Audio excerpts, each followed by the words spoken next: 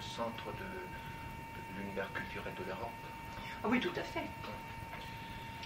Univers culturel qui a rassemblé Zurich, où est né Dada, l'Allemagne, Cologne, Berlin, Hanovre,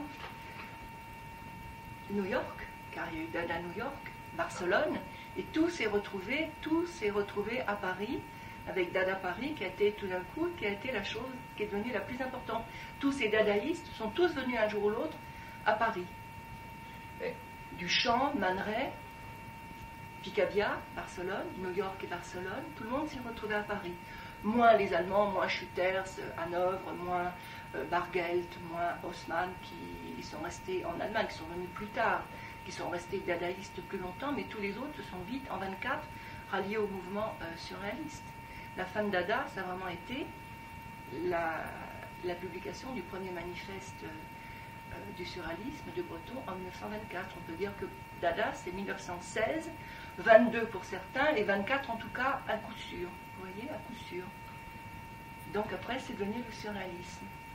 Mais mon mari existait avant de faire partie du mouvement surréaliste, à la mesure où il était un jeune poète, et son premier livre apparu en 29, illustré par Mac Jacob. Il a traduit, vous connaissez Gertrude Stein? Ça, c'est son portrait par Eugène Berman en 30. Gertrude, voilà, Gertrude Stein.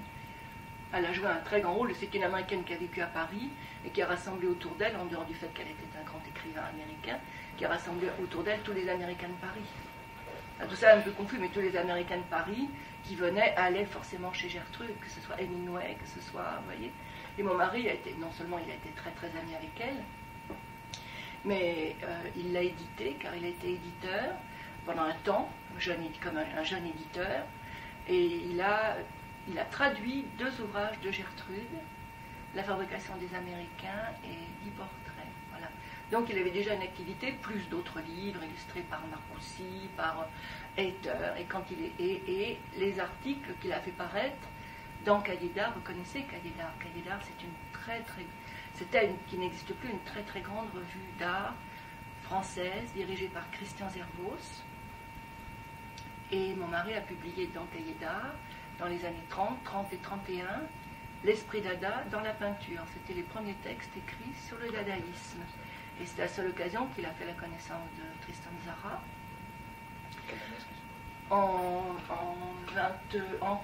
Avant 30, avant 1930. Avant 1930.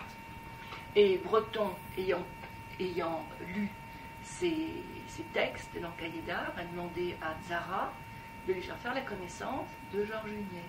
Et mon mari est donc rentré dans le groupe surréaliste en 33, à peu près en 33, mais en ayant déjà tout un passé littéraire derrière lui, vous voyez. Et en 34, il a écrit la préface de la petite anthologie poétique du surréalisme. Ça, c'est 34, ça c'est un livre très très important pour la connaissance de la littérature de cette époque-là, et à partir de ce moment-là, il a fait partie du mouvement surréaliste jusqu'en 1939. Oui, Après, il s'est brouillé avec Breton, après il y a eu la guerre, Breton est parti aux États-Unis, et mon mari est resté en France comme écrivain résistant, comme poète résistant. Comme Éluard est resté, ils ne sont pas tous partis, Éluard est resté aussi, Éluard est resté, Robert Desnos est resté, Aragon est resté. Tout le monde n'est pas parti aux États-Unis. Mais Dada a disparu donc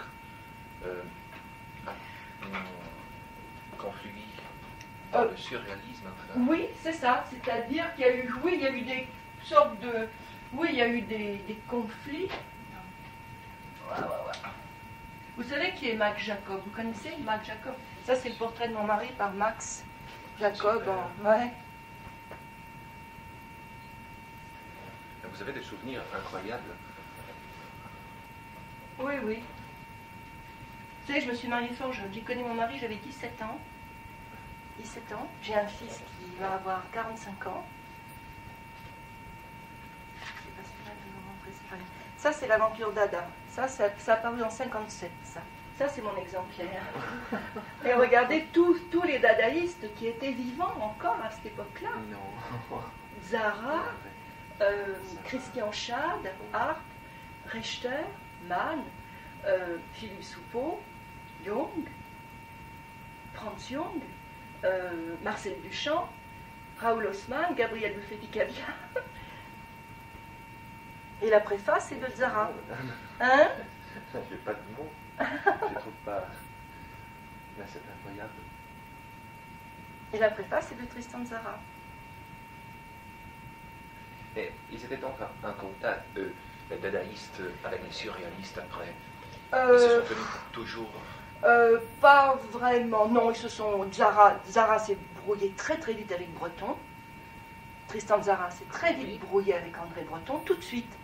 Mon mari dit que quelques mois plus tard, Tzara n'aurait pas pu le présenter à Breton parce qu'ils étaient fâchés. Ils étaient fâchés. Vous savez, ça n'arrêtait pas, les brouilles. Breton n'arrêtait pas. Non, non, pas du tout. Ça, non, non. Mon mari a repris contact avec tous pour avoir une. Parce qu'évidemment, l'aventure d'Ada, c'est infiniment plus documenté que ce qu'il avait pu écrire en 30 dans le cahier d'art. Donc, il a entretenu des correspondances. Donc, j'en ai connu qui sont venus à la maison. Nous n'avons pas évidemment de harpe, de Man Ray, de Duchamp, qui étaient des familles, de Soupeau, qui étaient des familiers de la maison, et de Gabriel Buffet-Picabia, que j'ai bien connu aussi. Mais c'est un fait que Hulstenbeck, il n'y a pas Hulstenbeck, hein, non, il n'y a pas Hulstenbeck, mais il est aussi venu pour l'exposition Hulstenbeck. Richter, non, tous ces gens-là avaient rompu avec le surréalisme, avec Breton. C'était une cassure totale. Pas parce que leurs idéologies n'étaient pas les mêmes, le mouvement... Idéologie littéraire ou politique? Voilà, politique, surtout politique. Car le mouvement surréaliste est un mouvement littéraire, mais c'est aussi avant tout un mouvement politique. Hein, les surréalistes ont toujours pris parti, ont toujours signé tous les tracts importants, ils étaient ou staliniens ou trotskistes, comme Breton, mais Éluard était stalinien, il y a eu rupture. Il y a eu rupture, et quand il y a eu rupture entre Breton et Georges Hunyet, parce que mon mari continuait à voir Paul Éluard, qui était son ami, qui était vraiment son ami, les Nouches et Germaine Hunyet passaient des week-ends ensemble, c'était vraiment des amis, et Breton a exclu mon mari parce qu'il continuait à voir Paul Éluard, qui était stalinien, alors que lui était trotskiste. Ah non, ça a toujours joué un rôle très très important dans leur esprit. On ne fréquentait pas des gens de droite, on ne fréquentait pas... Oui. Tzara était apolitique. Tzara a toujours été apolitique. Hein. Lui, il s'appelle Rosenstock. Il a toujours... Tzara, c'est un nom d'emprunt. Je crois que ça veut dire terre en roumain. Terre. Terre. En roumain, je crois que ça veut dire terre. Il s'appelait Rosenstock. Il a toujours été apolitique. Comme Dada a été, sauf en Allemagne, enfin c'est difficile de vous dire tout ça d'un coup, sauf en Allemagne où l'époque était tellement engagée politiquement, sauf en Allemagne où vraiment les dadaïstes étaient très engagés politiquement, Dada était surtout apolitique. Dada était la négation de tout, de l'art, de l'esprit bourgeois, de la politique. Ils étaient tous à Zurich, les premiers qui se sont rencontrés à Zurich, ils étaient tous ou objecteurs de conscience, ou réfugiés politiques, ou enfin, ils étaient hors de leur pays. Hein, Tzara, ils étaient là. Tzara était, paraît-il, a été pris par la guerre alors qu'il suivait des études de philosophie, peut-être. Enfin, et donc il est resté à Zurich. Arp était là. Arp était allemand à cette époque-là. Arp, Jean Arp, s'appelait Hans Arp, et il était allemand. Il était alsacien, donc allemand. Donc lui, il ne s'est répondu pas à faire la guerre, il s'est réfugié. Max Ernst a fait la guerre en tant qu'Allemand, la guerre de 14. Éluard, Breton, Soupeau ont fait la guerre en tant que Français pendant la guerre de 14. Mais Hart, en tant qu'Alsacien, mais allemand à l'époque, dans la guerre de 14, l'Alsace était allemande, il s'est réfugié, il était réfugié politique, donc il n'était pas question de faire de la... C'était apolitique. Oui, mais... il était un homme avant tout, avant d'être un littéraire. Et donc, en face du nazisme... Ah, ça, oui, bien sûr, bien sûr. Ça, le nazisme, c'est 1933, c'est plus tard. Là, on en est en 1916. Hein. On est en 1916. Et après, la guerre, jusqu'en 18, la grande misère, les gouvernements, le Rosa Luxembourg, Érimbourg, enfin tout ça, vous savez, c'est avant qu'Hitler... L'avènement d'Hitler en 1933, c'est parce qu'il y avait eu cet énorme marasme du pays, hein, misère. Tout d'un coup, il y a un dictateur qui est venu et il ne faut pas dire le contraire. Les Allemands, ils ont été tout à fait séduits par Hitler. Hein. Les Allemands en 1933, regardez les documents d'époque, ils sont tous là en train de... C'était le sauveur du pays. Hein. Ouais. Espérons qu'on ne va pas en arriver là en France. Non. Oh oui, mais vous savez, il y a une telle... on vit en Italie, je crois que c'est pas beaucoup mieux en Italie. Hein. Je crois que vous avez aussi des tas de problèmes sociaux. Hein. Des dissolutions tout le temps du gouvernement, mais nous aussi. Hein. Il y a désormais une rupture complète entre le gouvernement et le peuple. En Italie, je trouve. Bah, nous aussi, en rupture, oui, avec notre Premier ministre. Là, tout le monde, les gens voudraient que Juppé s'en aille et que, oui, que ça, c'est vraiment eu des... Ouais. Enfin. Vous avez connu aussi, ou vous connaissez, je ne sais pas si elle est encore vivante ou non, l'amie de Breton. Non. Qui laquelle Lisa? Oui. Qui laquelle? La femme? La femme de Breton, vous avez connu? Elisa? Oui. Ah oui, bien sûr, je la connais. Elle est vivante encore. Ah oui, elle est vivante encore. Elisa, sa dernière femme. Elisa, oui. Sa dernière femme, J'ai vu des photos de Breton par Elisa. Oui, oui. Hein? Oui, je la connais. Oui, bien sûr. Qu'est-ce qu'elle dit de Breton? Pardon? Qu'est-ce qu'elle dit de Breton, de lui? Oh, elle est pleine de... C'est une dame qui n'est plus jeune, hein, vous savez. Hein. Elle est plus jeune, Elisa. Breton aurait 100 ans et elle a plus de 80 ans, Elisa. Moi, je suis le phénomène dans ce milieu. Il y a bien souvent j'ai beaucoup d'étrangers comme vous qui viennent avec des questions très très précises à me poser. Et ils pensent que je suis la fille de Georges Igné. Ah ouais. Vous voyez, ils pensent que je suis la fille.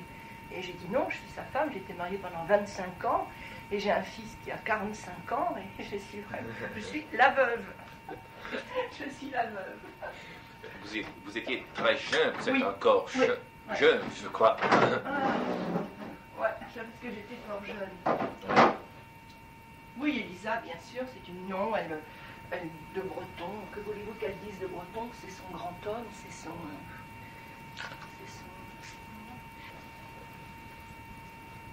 Il en manque qu'un seul, un livre que mon mari a fait en collaboration avec Jean Cocteau, parce que Matarazzo, un bon surréaliste qu'il était, enfin un bon ami, enfin, par la pensée, enfin comment détestait Cocteau. Donc le seul livre qu'il n'avait pas de mon mari, c'est le livre en collaboration avec Jean Cocteau. Sans ça, il y a vraiment tous les livres, toutes les petites plaquettes, tous les livres. Ouais. Voilà, tout ça sont les collages de mon mari. La 7e phase du dé. Il avait fait une petite salle. Je vous montre trop de choses à la fois. Hein. Vous reviendrez, j'espère. Vous allez décanter tout ça. Et s'il y a des choses qui vous intéressent plus particulièrement, vous me demanderez. Ça, sont des collages. Mais dans cette période, je crois, c'était vraiment Paris, le centre culturel de l'Europe. Ah oui, c'est le centre culturel. Là, se sont rejoints. Oui. Se sont rejoints tous ces gens, ils sont tous rejoints, sauf certains, je vous dis, comme Bargelt, Haussmann, qui étaient très très pris par Berlin, Schwitters, qui était un esprit complètement indépendant, tous ces Man Ray, Duchamp, de New York, Picabia, Barcelone, tous se retrouvaient, voilà. Et les Hollandais aussi, enfin les Hollandais... c'était de là, Van Duisburg, Mondrian, tout ça, Kandinsky, enfin se sont aussi joints à sans être des surréalistes, mais enfin se sont quand même joints. C'était Paris qui était le grand mouvement. Et de cet esprit, de ce moment-là, à votre avis, qu'est-ce qu'il reste? Qu'est-ce que Paris garde encore? On en parle justement, j'entendais ce matin à la radio, on en parle beaucoup parce qu'à cause du centenaire de Breton, tout d'un coup, tout le monde se croit obligé de dire sa petite phrase. Il reste beaucoup de choses. D'abord, il reste certainement une liberté d'esprit. Oui. Il reste dans la rue les affiches, la publicité. C'est vraiment des images surréalistes. Quand je vois les collages de mon mari, ça date là, les collages, là, vous voyez, ils datent de 34. Hein. C'est 34. Hein. C'est complètement, c'est d'une inspiration surréaliste, absolument. Enfin, oui, il reste beaucoup de choses certainement. En tout cas, une liberté d'esprit, une liberté dans l'écriture, une liberté, oui, je crois, oui, sûrement même. quels sont, à votre avis, les vices en littérature? S'il y en a. Il y en a. Vous savez, on ne vit pas sur les cendres. Non, non. Certains vous diront que le surréalisme s'est arrêté en 40. Hein. Certains vous diront que le surréalisme s'est arrêté avec la première rupture en 24, hein, où il y a eu la première rupture avec les premiers surréalistes, Soupeau, tout ça. Et certains vous diront que le surréalisme, à mon avis, ça s'est arrêté avec la mort de Breton, de toute façon. Avec la mort de Breton. Et tous ceux qui ont continué, que déjà là, c'était... Enfin, il y a encore eu des esprits, des choses très très intéressantes jusqu'à la mort de Breton, hein, il n'y a pas de problème. Et après, pourquoi on ne vit pas sur les... On ne vit pas sur les... C'est autre chose, enfin. Qu'est-ce qu'il y a de nouveau dans la culture de Paris? Je ne saurais pas trop vous dire. L'école de Paris n'existe plus. Il n'y a plus d'école, tout est individualiste, il n'y a plus d'école. C'est vrai. Vous avez connu Sartre aussi? Très peu. Très peu. Je l'ai rencontré, mais dans des... Mais c'était pas un familier de la maison, comme était Zara, comme était Man Ray, comme était Marcel Duchamp, comme était, quand je dis familier, venir dîner, vraiment des familiers, des amis. Ouais. Vraiment, non, pas ça. C'était pas l'amitié de mon mari qui avait cette amitié depuis toujours avec Picasso, avec, je ne sais plus que vous dire, Miro, Masson, Max Ernst, Dorothée, bien sûr, Dorothée Ratani, bien sûr, oui. Parce que j'ai eu la chance de les connaître dans l'amitié et non pas... Et on n'échangeait pas forcément des propos. J'ai bien connu Queneau, Raymond Queneau, Soupeau, bien sûr, aussi, très bien. Quoi vous dire, les autres? Ils étaient comment? Très gentils. Parlant des hommes, des personnes. Très gentils. Très gentils. Ouais. D'abord, ceux qui n'étaient pas gentils, on ne les voyait pas. Non, mais très gentils, très amicaux, très simples.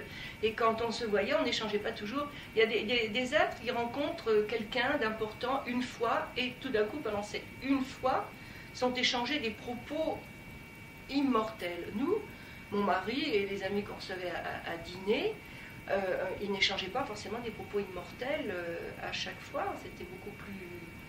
C'était aussi bien Éluard que c'était beaucoup plus la vie, c'était beaucoup plus simple, c'était des...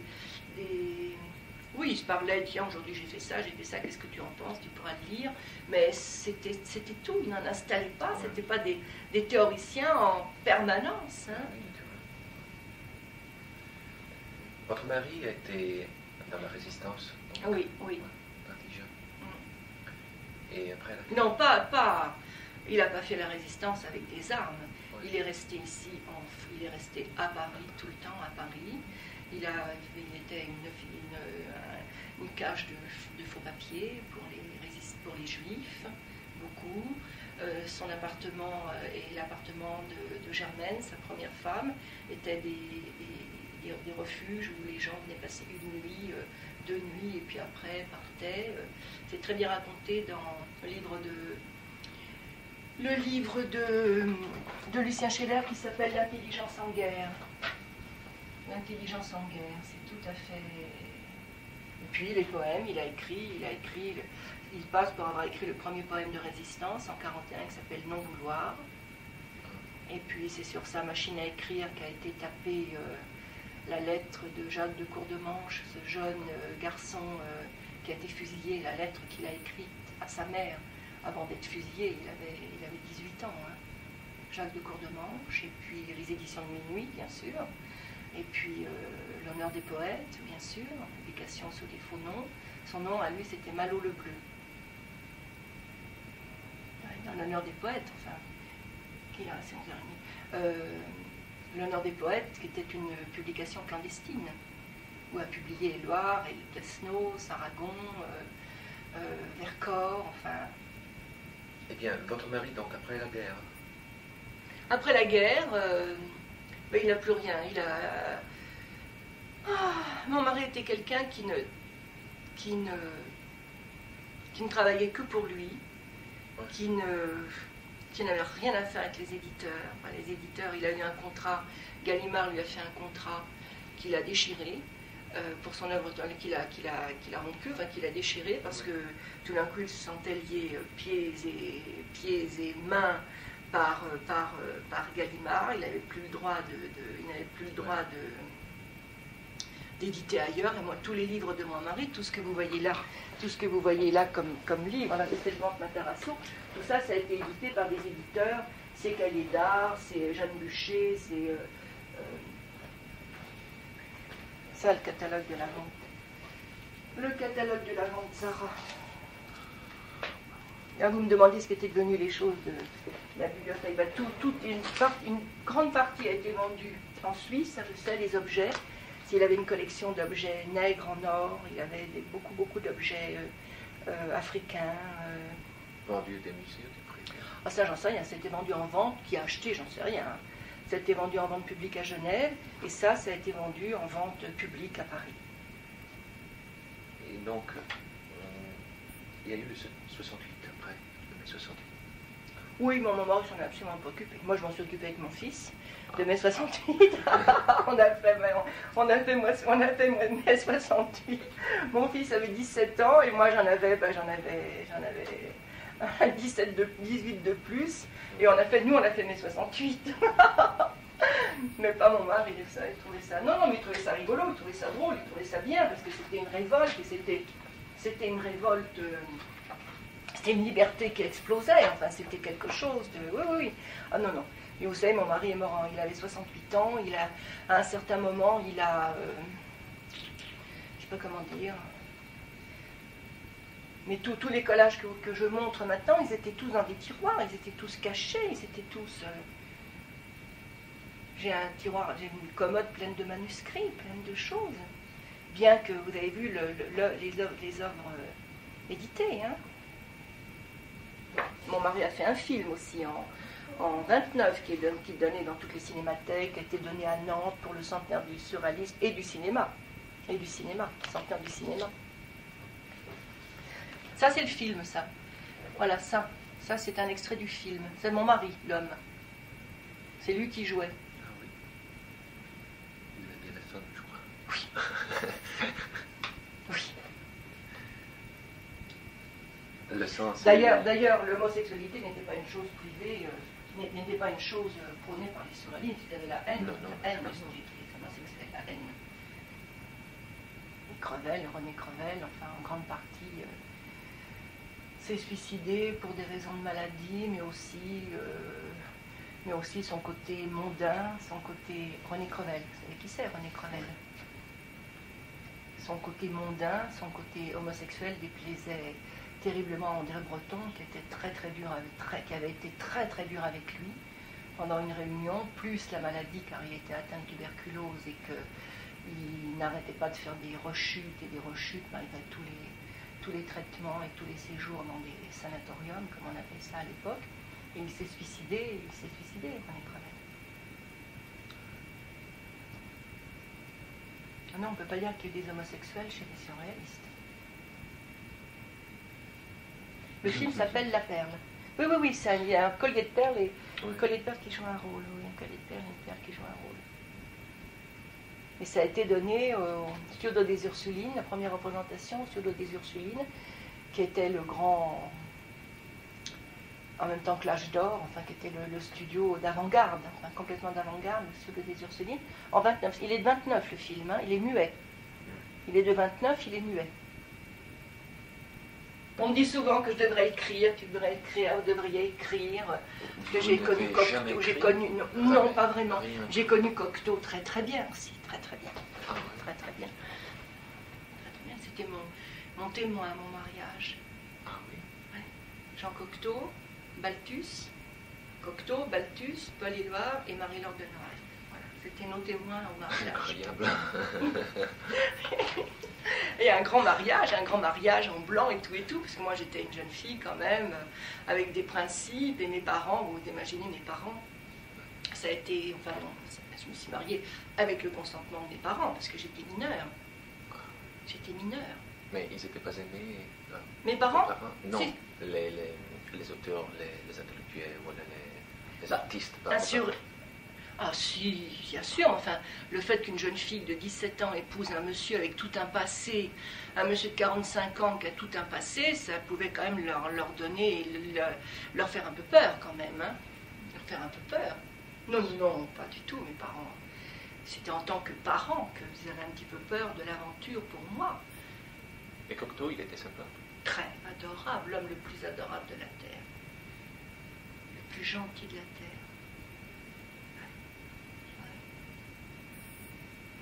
Ah ouais.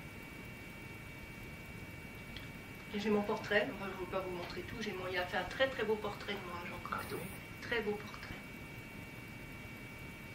Très très beau portrait. Il a fait beaucoup de portraits de mon mari, mais eux ils se sont connus en 26. Mon mari, le premier intellectuel que mon mari a connu, c'était Jouandeau. Mais Marcel Jouandeau, oui, c'était un grand littéraire jusqu'à sa mort, enfin vraiment un grand littéraire qui compte dans la littérature française. Et mon mari, jeune, 14 ans, habitait avec sa mère dans un immeuble dans lequel Marcel Jouandeau habitait, c'était boulevard de Grenelle, ici à Paris. Et Marcel Jouandeau habitait le dernier étage en une chambre de bonne. Enfin, c'était quelqu'un qui n'avait pas encore beaucoup d'argent. Et un jour, la mère de mon mari parlant avec la concierge en disant ah mais mon mari à ce moment-là était à Janson de Sailly, il a fait ses études à Saint-Louis de Gonzague chez les Jésuites et ensuite à Janson. Et la concierge a dit mais il y a un monsieur là-haut qui écrit des poèmes, il y a un monsieur qui écrit, on ferait peut-être bien qu'il rencontre votre fils. Et il y a eu la rencontre, Marcel Jouandeau et Georges Hunyet, qui avait à cette époque-là 14 ans. Et Marcel Jouandeau lui a dit moi je suis un prosateur, je ne sais pas bien apprécier les poèmes, mais je vais vous faire rencontrer un de mes amis qui est poète. Et c'était Mac Jacob. Et mon mari a connu Mac Jacob quand il avait 14 ans. Et Mac Jacob lui a fait connaître tout le monde. Tout le monde d'un coup, Cocteau, Gertrude Stein, Cocteau en plus, tout le monde, à 15 ans, 16 ans, il connaissait la terre entière.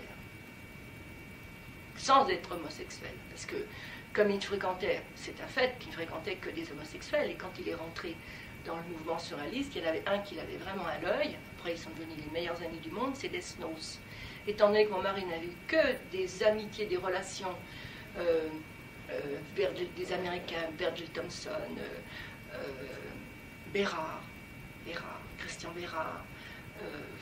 Donc il était joli garçon, mon mari était joli garçon quand on avait vu, là, mon fils lui ressemblait beaucoup d'ailleurs. Desnos était persuadé qu'il était un peu homosexuel, alors que ça n'a vraiment jamais été le cas. Voilà, comme ça il a vraiment... ça a été... De toute façon, il était d'un milieu où il aurait de toute façon connu... Il était d'un milieu grand bourgeois, mais grand bourgeois artiste. Paul Poiret, vous connaissez Paul Poiret, le couturier? Paul Poiret était de sa famille. Les grands bijoutiers, les grands orfèvres, Boivin, c'est ma famille, c'est ma famille par alliance. Ils ont toujours été artistes, il y a toujours eu quelque chose d'artiste dans la famille. Un était joaillier, un était ébéniste d'art, l'autre était orfèvre, l'autre était couturier, la sœur de Paul Poiret, Nicole Groux, était une grande couturière. Donc il y a toujours eu, tout en étant des gens de grande bourgeoisie, gens de boulevard Haussmann.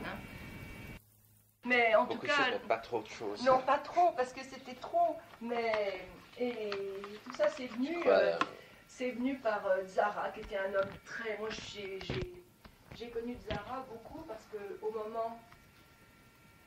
Je vais vous donner un livre, mais il est mal édité. Je ne l'aime pas. Je vais vous le donner parce que c'est un livre que j'ai. C'est le dictionnaire du dadaïsme. Mais on est tombé sur un très mauvais éditeur. C'est mal édité. C'est mal. Regardez, des pages entières comme ça qui sont rébarbatives. C'est un livre d'études. C'est un livre. Regardez comme c'est mal fait. Il y a même des erreurs dans les illustrations. Il y a 2 fois la même illustration.